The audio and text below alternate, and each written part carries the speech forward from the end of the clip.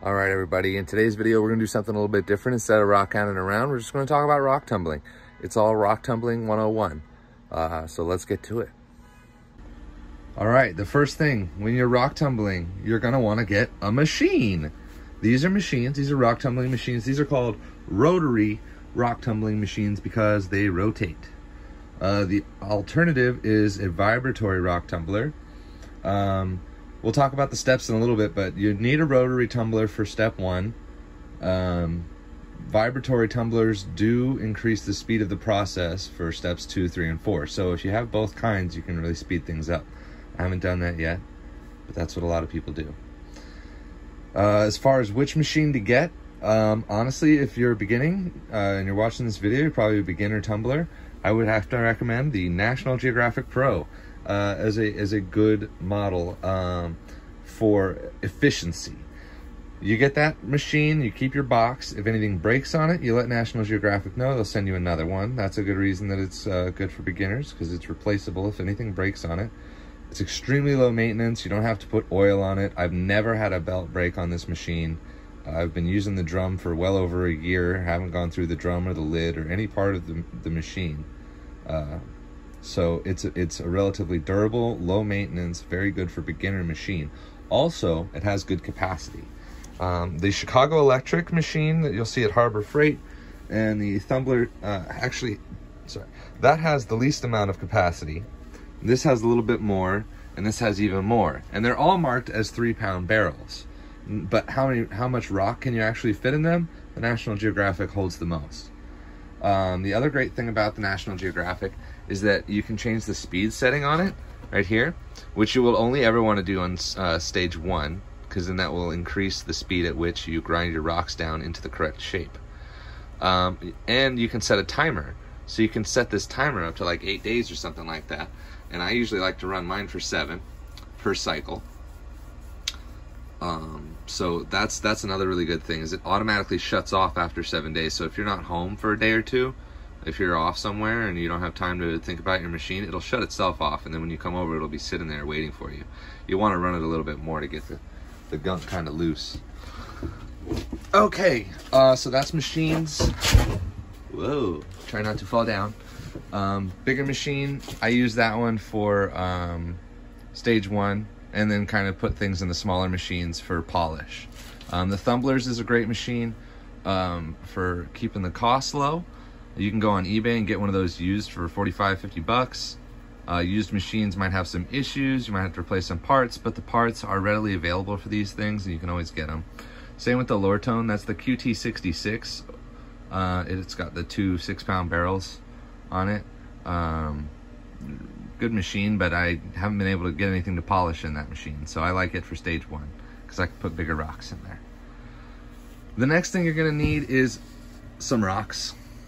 So, you know, get some rocks. I'll tell you, the rocks that come with the National Geographic kit, they come in a mixed bag. Never tumble a mixed bag of just random rocks. If it's all agates, that's one thing. If it's all the same hardness, that's one thing. National Geographic sets you up for failure by sending you a mixed bag of rocks with different hardnesses. That just, it doesn't work. So you have to kind of separate those rocks by hardness if you're ever going to tumble them. Keep that in mind if you're going to get that machine to get different rocks. The other thing that you're going to need in the barrel is plastic. This is Polyplastic's brand plastic. They're just little pellets. They're polypropylene plastic pellets. The alternative to plastic is ceramics. You can get ceramics. Polyplastics also sells the ceramics. I like the ceramics because you can add them in and you don't have to take them out. You clean them with the rocks and they move on to the next stage. The thing about the plastics is, this is my step 1 bag. Step 1 plastic is for step 1. Step 2 plastic is for step 2. Step 3 plastic is for step 3. Step 4 plastic is for step 4, right? And that's a pain in the butt, because then every time that you're changing cycles, which is about once a week, you have to get all the plastic out of that barrel and then put in new plastic. And the reason you have to do that is because if the grit from the earlier stages gets on this plastic and you keep it and you put it through stage 2, 3, and 4, that plastic is going to hold that grit and it will release it during those later stages, causing your rocks to get all scratched up and not to take a polish. So that's kind of the pain with plastic. It is cheaper than ceramic, which is an advantage. And honestly, I've bought 5 pounds of this stuff ever. This bag was given me for free, so I've had about 6 pounds ever, and I haven't been able to go through it all. So that's good, but I am starting to run low. This is my last bag of clean plastic, or stage 4. What I did was I ran some fire agates that were holding plastic, and so I just moved all the plastic that might have been contaminated when I was making that just back into step 1, because if it might be contaminated, it's not worth adding back to your bags and using again later. It could mess up a lot of rocks. Towards the end of your stage, you're going to do after stage 4, you're going to do a burnishing stage. This is borax laundry booster multi-purpose cleaner. Very, very cheap on Amazon. Get that. Ivory soap is expensive. You can get ivory soap, it'll do the same thing, but get borax. Basically what that does is it washes the last of your polish out of your rocks so that they take that final shine at the end. It's called burnishing, and that's really your step 5, and that really you only have to do for about overnight. Really would be good, about 8 hours. The other thing that I mentioned a second ago is grit. You're gonna have to have different grits. This is 60/90 grit. I'll show you what it looks like. It looks like sand. Really coarse, really metallic-y sand. And that's good for step 1 because it grinds your rocks down into the correct shape. Shaping is the most important step. That's why you hear me talk about it a lot. If your rock's not in the right shape, it's not gonna take a polish. It doesn't really matter what you do after that. Then you got step 2 grit, which is a finer silicon carbide. That was also silicon carbide in step 1. And then what I use for my steps 3 and 4 is aluminum oxide. There are other polishes like cerium oxide or tin oxide. They're a little bit more expensive. I haven't used them, so I can't really say much about them, but aluminum oxide works just fine. I use a 60/90 on step 1. I believe it's like a 120 or something like that for step 2.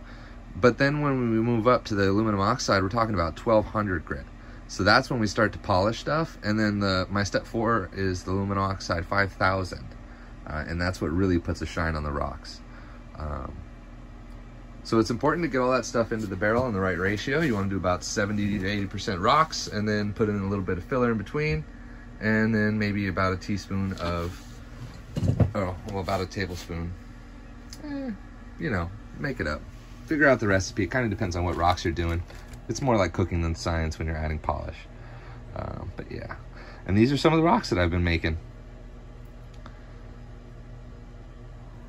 Also, guys, if you want to ask me any questions about rock tumbling, please do. If you want to know more from other people, there are Facebook groups that are really, really good. This rock is way undershaped. It's one of those fire agates I was doing. I try to undershape the fire agates so they keep their original shapes. Really, really beautiful shapes. And if you're a beginner, guys, I'd have to say start with agates. Do agates first. Other things are hard. I'm still having trouble with certain things. This is rutilated quartz, and it's really foggy. I don't like how it came out at all. And the reason that I think it did that is because I left it in that big tumbler too long, and it got really bruised. And so I need to do a lot more stage 2 to kind of get rid of those stage 1 scratch marks and stuff like that, and the bruising from that. You notice that my Chicago Electric is not set up right now. That's because it breaks. Engines go out, the shaft goes out, it squeaks a lot. These little plastic tabs get worn away. The Chicago Electrics, I've seen these barrels, they bulge up and get all fat. I heard a story about one of these lids popping off 9 feet because there was a gas buildup in the barrel.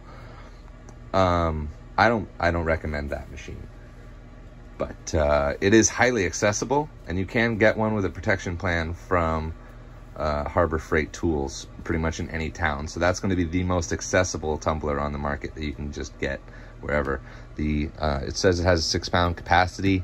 I don't think it does. So yeah, that's important that you get the right machine, you get the right medium, which would be plastic or ceramics, you get the right polish, which is silicon carbide and typically aluminum oxide. It's good to have some spare parts around, guys. If your belts break, you're gonna need to replace your belt.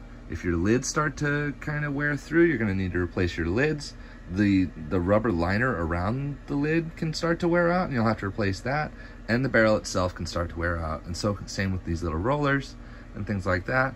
So the tumblers, the Tumbler, that is called the Tumbler's Tumbler Model T, and they need more maintenance. That one was squeaking a lot today, so it got polished, it got wiped down a little bit.